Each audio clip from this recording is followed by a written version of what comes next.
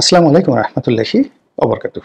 সম্মানিত দর্শক, আমাদের অন্তর্বর্তীকালীন সরকার ডক্টর মোহাম্মদ ইউনূসের সরকার, সেই সরকার একটা নির্বাচন দেবে এবং সেই নির্বাচনে গত 10 মাস ধরে যে টানা হেঁচড়া চলছে, সেই টানা হেঁচড়াটি এতটা তিক্ততার পর্যায়ে চলে গেছে যে দুই পক্ষ অর্থাৎ সরকার এবং রাজনৈতিক দলগুলো রীতিমতো দা কুমড়ার সম্পর্কের পর্যায়ে পৌঁছে গেছে। এবং এই গত 10 মাসে সরকারের যে বিশ্বাসযোগ্যতা ছিল, গ্রহণযোগ্যতা ছিল, সেটা কেবলমাত্র তলানিতে নয়, এটা একেবারে রিভার্স হয়ে গেছে।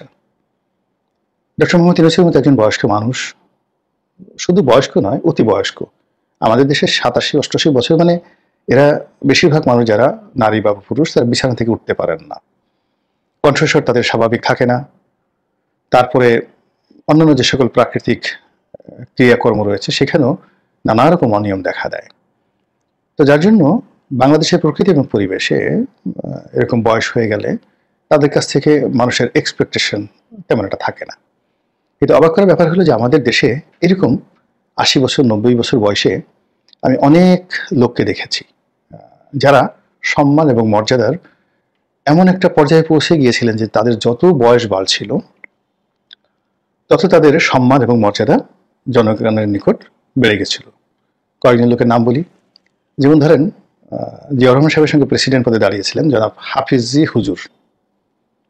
তো হাফিজি হুজুর শেষ বয়সে তাকে বলতে গেলে হুইল চেয়ারে করে নেওয়া হতো, কিন্তু তার চেহারার মধ্যে যে উজ্জ্বলতা ছিল, তার কণ্ঠে যে লালিত্য ছিল, গাম্ভীর্য ছিল, এবং তাকে কেন্দ্র করে সারা মানুষের, দেশের বাংলার মানুষের যে ভক্তি, শ্রদ্ধা এবং আবেগ ছিল, ওটা এই ইহজন্মে খুব কম মানুষের ভাগ্যেই ঘটে।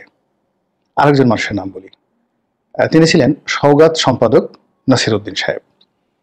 তো তার 99তম বয়স, মানে জন্মদিবসে আমি সম্ভবত উপস্থিত ছিলাম। তো তাকে নিয়ে আসা হলো। অসাধারণ তার চেহারা, একটু ভাঙেনি, মানে বুড়ো হয়েছে কিন্তু দেখলে মনে হয় একটা চুমো দেই, একটু পাদরে সালাম করি, একটু জড়িয়ে ধরি। উনি বক্তব্য দিচ্ছিলেন জাতীয় জাদুঘরের মঞ্চে বসে। তো সেখানে 1918 সনে 19 সনে তার পত্রিকায় কোন লেখা ছাপা হয়েছে সওগাতে, নজরুল কোন কবিতাটি নিয়ে এসেছিলেন, সেই কবিতাটি তিনি মুখস্থ বলে দিচ্ছিলেন টু দি পয়েন্টে। এরকম অসাধারণ বাগ্মিতা, এরকম অসাধারণ স্মৃতি, এবং জীবনের এই প্রান্তে এসে এরকম শ্রদ্ধা জানানো মানুষ আমি দেখিনি। একইভাবে বেগম সুফিয়া কামাল, মানে কবি সুফিয়া কামাল, তার শেষ বয়স দেখেছি, জাহানারা ইমামের শেষ বয়স দেখেছি, বহু মানুষ। আরেকজন সাংবাদিক ছিলেন অধ্যক্ষ আব্দুল গফুর, তো ওনাদেরকে আমি দেখেছি। একজন দার্শনিক ছিলেন দেওয়ান মোহাম্মদ আজরফ, বিখ্যাত দার্শনিক।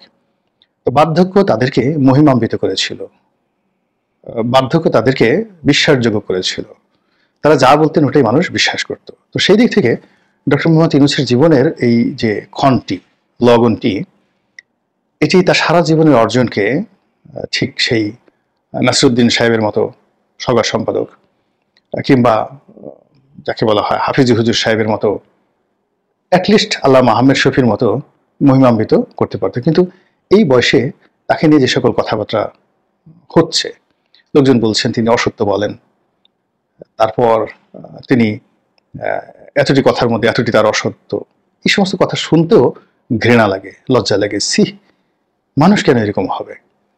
এবং এটা নিয়ে আমি এক হুজুরের একটা বয়ান শুনেছিলাম, বিখ্যাত একজন হুজুর, তিনি তার ওয়াজে বলেছিলেন তিনি এরকম বয়স্ক মানুষ ছিলেন এবং শেষ বয়সে সম্মান এবং মর্যাদার অনেক উচ্চ মাকামে আল্লাহ তাকে নিয়ে নিয়েছিলেন।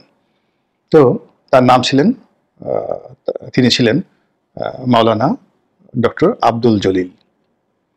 তো তিনি ইসলামিক ফাউন্ডেশনের পরিচালক ছিলেন, ঢাকা বিশ্ববিদ্যালয়ে ইতিহাস থেকে তিনি মাস্টার্স করেছেন, কোরআনে হাফেজ ছিলেন, তারপরে একটা মাদ্রাসার প্রিন্সিপাল ছিলেন, এরকম মানে মসজিদের খতিব, এবং বাংলাদেশে আহলে সুন্নাত ওয়াল জামাত যে আন্দোলনটি, এই আন্দোলনের তিনি প্রাণপুরুষ ছিলেন। এত পণ্ডিত ব্যক্তি, এত জানা ব্যক্তি আমি দেখিনি আমার জীবনে, এখন পর্যন্ত আমি দেখিনি। এবং তার সঙ্গে সঙ্গে তার বেলায়েত ছিল, তার মারিফত ছিল। সেই মারিফত জিনিসটা তারা কাছাকাছি গেছেন। আমাদের এই সমাজে এখন আমি ওরকম মারিফতওয়ালা লোক একজনকে দেখছি না ইসলামী অঙ্গনে। যেটা মাওলানা আব্দুল জলিল সাহেবের ছিল, যেটা হাফিজ হুজুর সাহেবের ছিল, সেটা মাওলানা শামসুল হুদা পাঁচবাগী সাহেবের ছিল, জাতীয় মসজিদের খতিব ওবায়দুল্লাহ সাহেবের ছিল। মানে মানে ওনাদের ইলমে শরীয়ত এবং ইলমে মারফত এই দুটো একসঙ্গে ছিল। যখন একটা মানুষের ভিতরে মারেফত এসে যায়, তখন তার চেহারার মধ্যে এক ধরনের লাবণ্য আপনি দেখতে পাবেন। তার সামনে যাওয়ার সঙ্গে সঙ্গে আপনার মাথা নত হয়ে যাবে, তার কথা শোনার সঙ্গে সঙ্গে আপনি মন্ত্রমুগ্ধ হয়ে তার কথা শুনবেন, এরকম একটা অবস্থা। তো ওই মাওলানা আব্দুল জলিল সাহেব, তার মুখে শোনা, সেটা কি হাদিসের বয়ান না কোরআনের কোনো আয়াতের তাফসীর আমার ঠিক মনে নেই, বক্তব্যটা হলো যে আল্লাহ রাব্বুল আলামিন বলেন যে তার কোনো বান্দা যদি বৃদ্ধ হয়ে যায়, যার চুল এবং দাড়ি পেকে যায়, তো এই মানুষকে, এই ধরনের বৃদ্ধ বান্দাকে তার শাস্তি দিতে ভীষণ রকম লজ্জা হয়। মানে এখন এই যে কথাটা আমার মানে হৃদয়ের মধ্যে যে কিভাবে তোলপাড় করছে, আমি যেগুলো বলতে যাই আপনারা হয়তো অনেক সেদিন নিতে পারবেন না। আমি সেদিন অনেক কেঁদেছিলাম এই ওয়াজটা, যেদিন আমি শাহজাহানপুর রেলওয়ে মসজিদে শুনেছিলাম যে হুজুর বলেছিলেন যে যেখানে আল্লাহ রাব্বুল আলামিন একজন বয়স্ক মানুষকে শাস্তি দিতে গিয়ে, তার চাকর, তার বান্দা, তাকে শাস্তি দিতে গিয়ে আল্লাহ লজ্জা পান, সংকোচ বোধ করেন। তো সেখানে জীবন মৃত্যুর সন্ধিক্ষণে দাঁড়িয়ে আল্লাহকে লজ্জায় ফেলতে যে বান্দার কোনো বিবেক কাজ করে না, বোধ কাজ করে না, তার প্রতি সারা দুনিয়ার সৃষ্টিকুলে লানত পড়তে থাকে। এটা আমি বললাম। যে মানুষ পাকা চুল, পাকা দাড়ি নিয়ে চুরি করে, বদমাইশি করে, তারপরে সে মানুষের হক নষ্ট করে এবং জীবনের শেষ দিন পর্যন্ত তিনি বা তারা সেই ফেরাউনের মতো, হামানের মতো, কারুনের মতো আচরণ করে, তাদের ব্যাপারে আল্লাহর ফয়সালা যে কি হয়, এই জমিনে ঢের ঢের উদাহরণ রয়েছে। তো সেই দিক থেকে আপনি চিন্তা করেন যে ডক্টর মোহাম্মদ ইউনূস, আল্লাহ রাব্বুল আলামিন তার এই জীবনের শেষ প্রান্তে এসে তাকে যে নিয়ামত দিয়েছিলেন রাষ্ট্র ক্ষমতা, এর চেয়ে বড় নিয়ামত হয় না। এই রাষ্ট্র ক্ষমতার এটি তিনি উত্তম শাসক, উত্তম বিচারক, যেটা স্বয়ং আল্লাহ রাব্বুল আলামিনের জাত এবং সিফাতের সঙ্গে সংযুক্ত। এবং একজন উত্তম শাসক এবং উত্তম বিচারকের প্রথম পুরস্কার হলো কিয়ামতের ময়দানে আল্লাহ রাব্বুল আলামিনের যে আরশ সিংহাসন, সেই সিংহাসনের ছায়ার নিচে তারা বসবাস করবে, ডাইরেক্ট জান্নাতি, আর কিছু দরকার নাই। তো ফলে এই যে সময়টি তিনি যদি ব্যবহার করতে পারতেন, তাহলে তার সারা জীবনের যত কর্ম, এই সব কর্ম এটা বিপরীত হয়ে যেত, মন্দ কর্মগুলো সব ভালো হয়ে যেত। কিন্তু আফসোস যে আজকের এই পর্যায়ে এসে তাকে নিয়ে আমরা যে আলোচনা করছি, যে কথা বলছি, সেই কথাগুলো কোনো অবশ্যই ভালো কথা নয়। প্রসঙ্গে আসি, প্রসঙ্গ খুব ছোট। সেটা হলো যে সেই তিনি গত 10 মাস ধরে টানছেন নির্বাচন ডিসেম্বরে হতে পারে, 2024-25 সনের, অথবা 2026 সনের জুনে হতে পারে। তো এটা আসলে এরকম একজন বয়স্ক মানুষের কাছ থেকে এই জিনিসগুলো হয় না। এই কথার মধ্যে একটা ছলচাতুরি রয়েছে। তারপরে আবার বিভিন্ন প্রেশারের কারণে, চাপের কারণে, অবস্থার কারণে তিনি হঠাৎ জাতির উদ্দেশ্যে ভাষণ দিয়ে বলেন যে এপ্রিল মাসের প্রথম অর্ধেক সময়, মানে 15 তারিখের মধ্যে নির্বাচন হবে। লোকজন কেউ বিশ্বাস করেনি, বাংলাদেশ এটা ছাগলও বিশ্বাস করেনি, পাগলও বিশ্বাস করেনি। আর যাদের জবান আছে তারা সবাই বলছে যে এই ভদ্রলোক আমাদেরকে এপ্রিল ফুল বানাতে চাচ্ছে।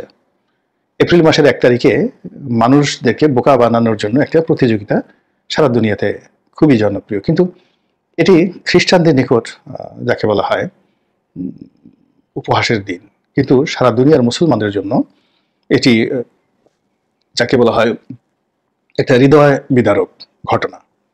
তো এপ্রিল ফুলটা ছিল এরকম যে স্পেন মুসলমানরা প্রায় 700 বছর পুরো স্পেন শাসন করেছে। স্পেনের সঙ্গে সঙ্গে ইটালি এবং ফ্রান্সের একটা অংশ মুসলমানদের শাসনে ছিল। পরবর্তীতে রাজা ফার্ডিনান্ড, তার নেতৃত্বে স্পেনের একেবারে সর্বশেষ শাসক, তিনি তার বিরুদ্ধে যুদ্ধ হয় এবং মুসলমান শাসক পরাজিত হন এবং সেখানে শুরু হয় গণহত্যা। এত গণহত্যা যেটা আধুনিক ইউরোপের ইতিহাস তো নয়, মহাকালের ইতিহাসেও অত গণহত্যা হয়নি যেটা ওই রাজা ফার্ডিনান্ড করেছে। এবং সেই রাজা ফার্ডিনান্ডকে আমরা জানি, রানী ইসাবেলাকে জানি, যিনি কলম্বাসকে টাকা দিয়েছিলেন আমেরিকা আবিষ্কার করার জন্য। তো এইভাবে গণহত্যা করার পরেও তার কাছে মনে হইল এখনো বোধহয় কিছু মুসলমান আছে, লুকিয়ে আছে। তো তাদেরকে বোকা বানানোর জন্য একটা মসজিদে আজান দেওয়া হলো। তো যারা লুকিয়েছিলেন বিভিন্ন জায়গাতে, সেই আজান শুনে মুসলমানরা মনে করলেন যে সম্ভবত একটা পরিবর্তন এসেছে এবং নিরাপদ এখন বের হয়, এবং তারা বের হয়ে আসলেন, গোপন স্থান থেকে বের হয়ে আসলেন। আর রাজা ফার্ডিনান্ডের সৈন্যরা সেই সকল মুসলমানদেরকে ধরে কচুকাটা করলো এবং একেবারে পুরো স্পেন মুসলিম শূন্য হয়ে পড়লো, এবং এটাই ইতিহাসে এপ্রিল ফুল। এবং ডক্টর মোহাম্মদ ইউনূসের জন্য দুর্ভাগ্য যে তার এই বক্তব্যকে এদেশের মানুষ সেই এপ্রিল ফুলের সঙ্গে তুলনা করছে, তার কমিটমেন্টকে রাজা ফার্ডিনান্ডের সেই প্রতারণার সঙ্গে তুলনা করছে। তার যদি উইল ফোর্স থাকে, তার যদি ডিজায়ার থাকে, তার যদি উদ্বেগ থাকে, উৎকণ্ঠা থাকে নির্বাচন নিয়ে, সেটার সঙ্গে এদেশের জনগণ এপ্রিল ফুল কথাটা বলার সঙ্গে সঙ্গে সেই রাজা ফার্ডিনান্ডের সৈন্যবাহিনীর যে তলোয়ারের ঝনঝনানি এবং রক্তের যে লিপসা সেটিকেই বোঝানো হয়। আমাদের এই দেশে যেন এপ্রিল ফুলের মতো কোনো ঘটনা না ঘটে। এপ্রিল আসছে, আসুক না, বসন্ত হয়ে আসুক, লাল গোলাপের শুভেচ্ছা নিয়ে আসুক, কোকিলের ডাক হয়ে আমাদের দেশে আসুক, কিন্তু সেই রাজা ফার্ডিনান্ড এবং রানী ইসাবেলার যে প্রতারণার যে এপ্রিল ফুল সেটি যেন বাঙালির জীবনে আর কখনো না আসে।